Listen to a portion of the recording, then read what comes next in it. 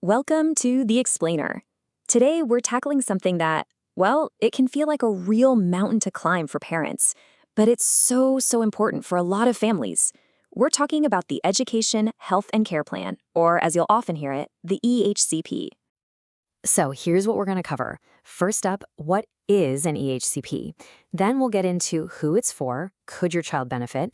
After that, we'll peek inside the EHCP blueprint itself, then the big one, the application journey step by step, and finally, we'll talk about the support you get after the plan is in place. All right, let's jump right in. First things first, what is an EHCP anyway? Have you ever found yourself thinking this? Wondering if your child needs more help than the school can give? If that sounds familiar, you are absolutely in the right place.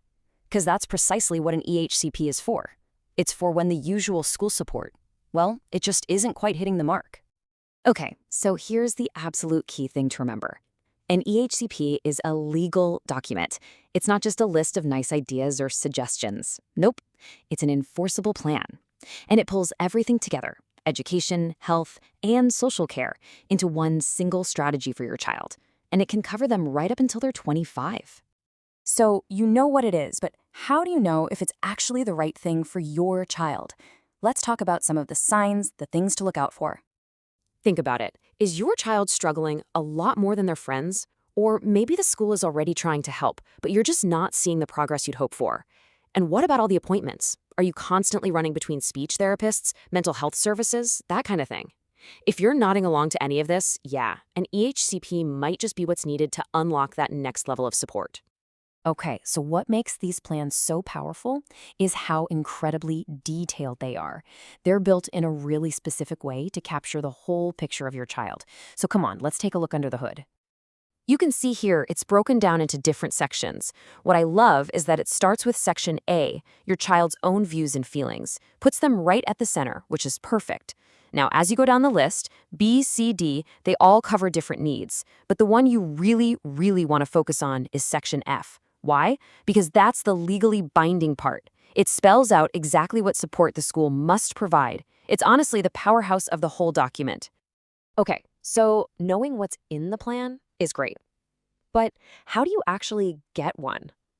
I know, this is the part that can feel really daunting. But listen, it's a step-by-step process. So let's map out that journey right now.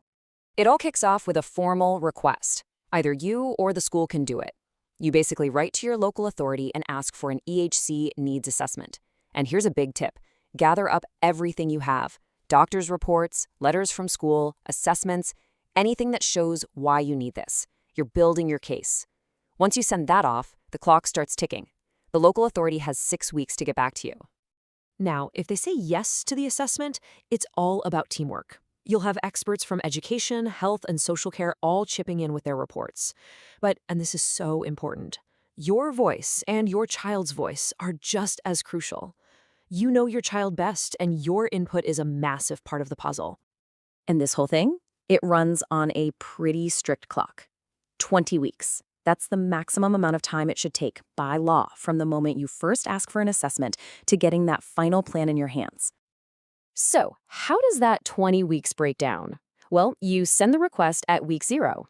By week 6, you'll know if they're going to assess. Then, fast forward to week 16, and that's when they decide whether to actually issue a plan. And then by week 20, the final EHCP should be issued. It's a really clear roadmap so you always know where you are in the process. So, after all that assessment work, you're going to get one of two answers. If it's a yes, fantastic. They'll send you a draft plan, and you get to look it over and give your feedback. But what if it's a no? Well, they can't just say no and walk away. They have to tell you why in writing. And, this is key, you have the right to appeal. All right, so let's say you've gone through the whole process and you have the plan. What happens next? And where can you turn if you hit a bump in the road? That's what we're covering in this last section. Because honestly, getting the plan is really just the start of the next chapter. And this is what it's all about. Once that plan is finalized, the school is legally 100% required to provide all the support that's written in there. It's not optional. And the plan grows with your child. It gets reviewed every single year to make sure it's still the right fit and doing its job. And please remember, you are not on your own with this. There are some amazing organizations out there ready to help.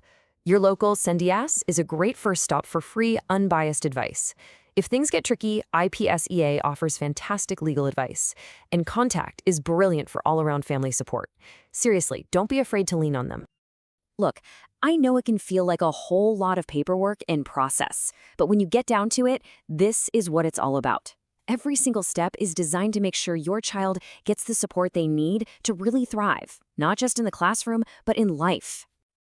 So there you have it. We've laid out the whole map for you, from that very first question to what happens after you get the plan. You know the steps, you know the timeline, and you know where to get help. The only question left is, what's your first step going to be?